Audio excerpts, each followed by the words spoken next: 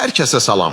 Bugün çox dərin, bəlkə də bir o qədər qəliz, amma mütləq toxunulmalı olan bir mövzudan danışacaq. Salam, hər kəsi salamlayıram.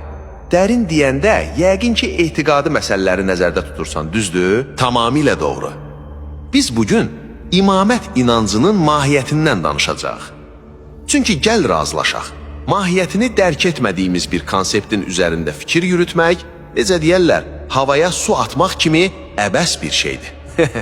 Hə, tamamilə haqlısan. Bəs biz imamət deyəndə məhz nəyi nəzərdə tuturuq? Çünki ortada imamlıq, xilafət, vilayət kimi fərqli terminlər var və bəzən adamın başı qarışır. Bax, bu çox vacib məqamdır. Biz əsasən imami şiyələrinin öz məzhəblərində nəzərdə tutduqları imamət konseptini qəsd edirik. Lakin xilafət sözü daha geniş mənada işlədilir. Bura artıq sünnət əhlinin qəbul etdiyi dövlət başçılığı modeli də daxildir. Yeri gəlmişkən, vilayət ləfzinin özünün ərəb dilində çox incə bir nüansı var. Ərəb dilində vilayətlə vəlayət eyni şey deyil. Birincisi, yəni vilayət, sırf hakimiyyət, valilik mənası verir. Buna sahib olana vali deyirlər.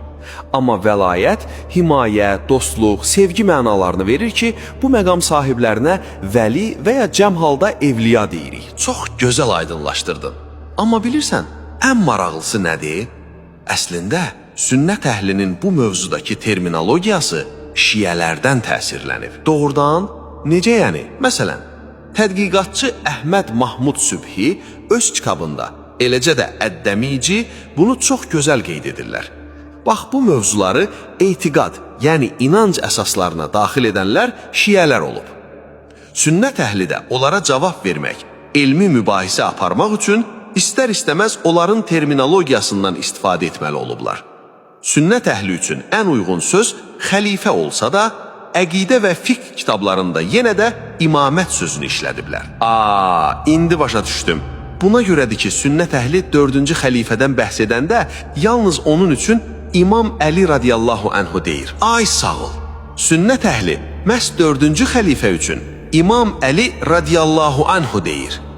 Bu da şübhəsiz ki, həmin o təsirin nəticəsidir. Yaxşı, bəs bu rəhbərin, yəni xəlifənin və ya imamın olması ümumiyyətlə məcburidir? Hamı bu fikirdədir? Demək olar ki, bəli. Ümmətin böyük əksəriyyətinə görə xəlifənin olması vacibdir.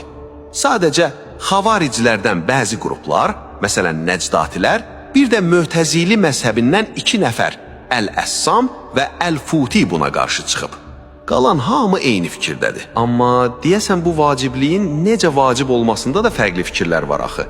Biri deyir ağılla vacibdir, biri dinlə. Elədir? Sən lap dərindən bilirsən ki, bəli, şiyələrin üsuli qolu deyir ki, imamət əqlən, yəni məntiqən Allaha vacibdir. Buna lütf nəzəriyyəsi deyirlər.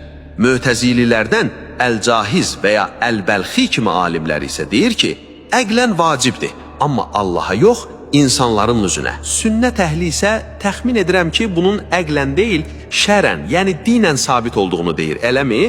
Səhv etmirəmsə, Ət-Tusi də öz Təlxisül Mühassal əsərində buna toxunub. Dəqiq tapdın. Amma burada çox incə bir cizgi var.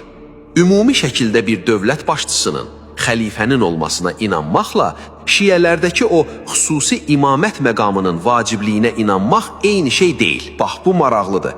Şiyə alimləri bu məqama necə tərif verirlər ki? İnan mənə, o təriflərə baxanda məsələnin nə qədər əhəmiyyətli olduğunu görəcəksən. Gəl bunu növbəti hissədə detallı müzakirə edək.